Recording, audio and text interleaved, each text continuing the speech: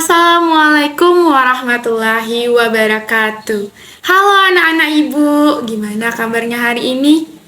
Alhamdulillah semuanya dalam keadaan sehat walafiat. Sebelum kita mulai pembelajaran hari ini, marilah kita berdoa terlebih dahulu. Let's pray to Allah by basmalah together. 1, 2, 3. Bismillahirrahmanirrahim. Alhamdulillah. Semoga dengan pembacaan basmalah tadi, proses pembelajaran online kita hari ini bisa berjalan dengan lancar. Amin ya rabbal alamin. Anak-anak, hari ini kita akan belajar materi tentang apa? Mari kita lihat terlebih dahulu apa aja sih tujuan pembelajaran kita hari ini. Ini dia. Tujuan pembelajaran kita hari ini yaitu peserta didik mampu memahami konsep digital branding dengan baik dan benar. Nah, ternyata hari ini kita akan belajar tentang digital branding. Apa sih itu digital branding? Mari kita bahas satu-satu. Digital branding terdiri dari dua kata. Ada kata digital dan ada kata branding. Digital adalah suatu alat yang tidak lagi menggunakan tenaga manusia secara manual, tetapi lebih pada sistem pengoperasian otomatis. Sedangkan branding adalah praktik pemasaran yang menciptakan nama, simbol, atau desain yang mudah diidentifikasi sebagai pengenal untuk perusahaan tersebut. Jadi dapat disimpulkan anak-anak ibu bahwasanya digital branding adalah proses membangun dan membingkai brand secara online. Anak-anak ibu, ada yang tahu apa tujuan dari digital branding itu? Wah, masih banyak anak-anak ibu yang belum tahu. Oke, tujuan digital branding itu ada beberapa macam. Yang pertama itu ada meningkatkan kesadaran merek atau yang kita kenal dengan istilah brand awareness. Tujuan utama dari digital branding adalah membuat orang lebih menyadari eksistensi merek mereka melalui berbagai kanal digital seperti situs web, media sosial, iklan, dan lain sebagainya. Hal ini dapat mencapai audiens yang lebih luas dan membuat mereka lebih mengenali merek yang ingin ditawarkan oleh sebuah perusahaan tersebut. Yang kedua, tujuan dari digital branding adalah meningkatkan keterlibatan konsumen atau consumer engagement. Dengan menggunakan platform digital, kita dapat berinteraksi secara langsung dengan konsumen, bisa melalui komentar, like, dan lain sebagainya. Hal ini akan meningkatkan keterlibatan konsumen dan menciptakan hubungan yang lebih erat antara merek dan konsumen. Yang ketiga, dari tujuan digital branding ada membangun citra merek atau brand image. Digital branding membantu dalam membentuk citra merek yang diinginkan oleh suatu perusahaan tersebut. Misalnya bisa melalui desain visual, pesan yang ingin disampaikan, ataupun konten-konten online yang ditampilkan di media sosialnya yang dapat membangun citra yang positif dan sesuai dengan nilai merek yang ingin ditawarkan. Yang keempat, itu ada menumbuhkan kepercayaan konsumen atau consumer trust. Kepercayaan adalah salah satu hal yang menjadi kunci dalam kesuksesan merek. Dengan menyediakan informasi yang jujur, memberikan pelayanan yang baik, dan merespon umpan balik dengan baik di lingkungan digital, seperti merespon komentar-komentar pelanggan melalui digital secara baik dan dapat meningkatkan tingkat kepercayaan konsumen.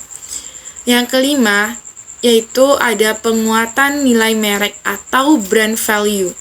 Digital branding membantu dalam menyampaikan nilai-nilai yang dipegang oleh suatu merek.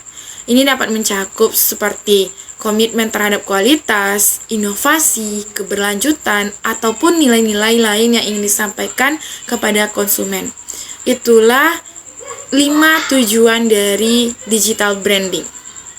Selanjutnya yaitu ada elemen-elemen apa aja sih yang ada di dalam digital branding. Yang pertama yaitu elemennya tuh harus memperhatikan dalam pemilihan nama dalam digital branding. Nama atau brand dapat diartikan sebagai sebuah merek yang digunakan oleh produk dari perusahaan, di mana nama atau brand ini nantinya akan sangat mempengaruhi dalam menjalankan usaha atau bisnis seseorang. Maka dari itu, sebuah perusahaan atau produk harus memperhatikan dan mempertimbangkan nama yang ingin dikasih kepada produknya tersebut agar mudah diingat oleh para konsumen. Yang kedua yaitu menentukan logo. Menentukan logo ini sangat penting dilakukan di dalam sebuah produk karena logo merupakan salah satu penentu identitas yang dimiliki oleh brand. Logo perlu memiliki kaitan dan desain yang bisa mempresentasikan nilai-nilai sebuah bisnis. Dan setiap perusahaan atau produk itu juga harus memiliki logo yang berbeda dari produk-produk lainnya agar mudah diingat oleh konsumen.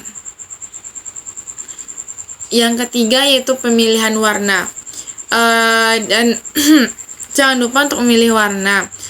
Dalam memilih warna ini juga ada hal-hal yang perlu diperhatikan oleh perusahaan atau produk. Yang pertama yaitu jangan lupa perhatikan target pasar yang ingin dicapai.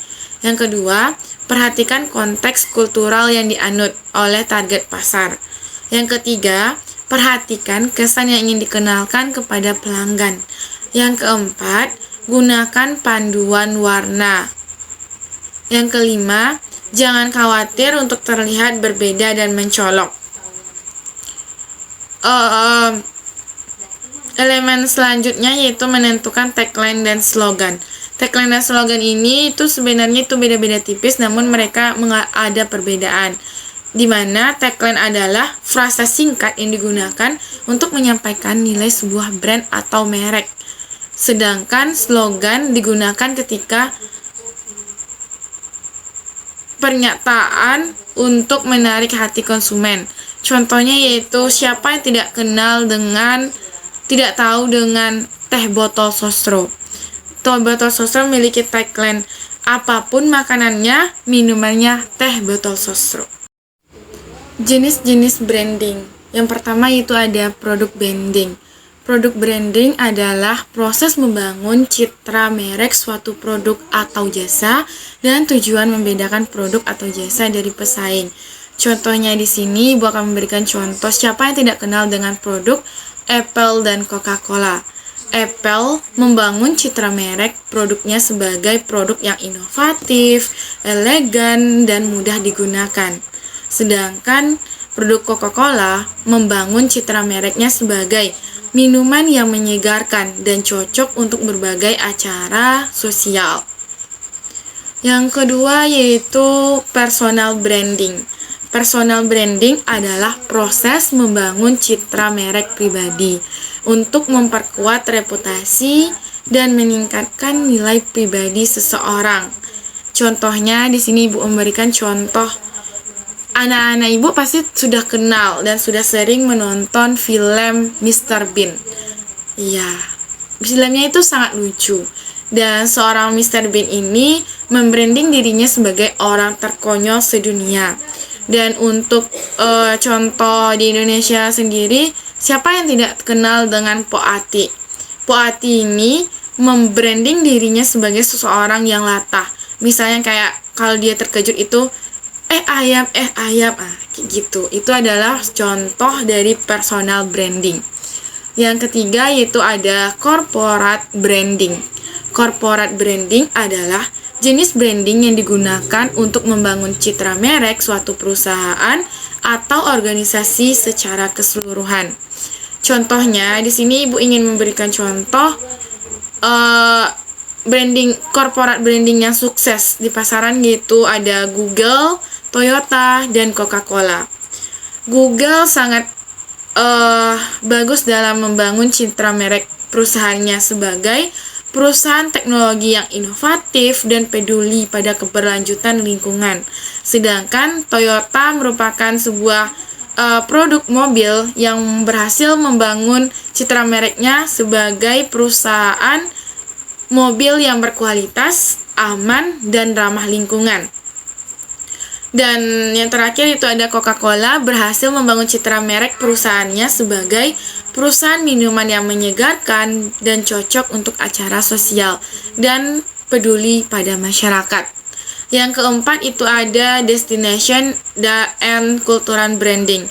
Biasanya branding yang destination dan cultural ini biasanya dimiliki terdapat di wilayah-wilayah yang banyak memiliki pariwisata. Ini merupakan contoh produk yang memiliki kekuatan digital branding yang kuat di masyarakat. Atas perhatian anak-anak ibu guru ucapkan terima kasih dalam 5 bahasa. Arigato, thank you, sukron, matur nuwun, gomawo, see you, bye-bye.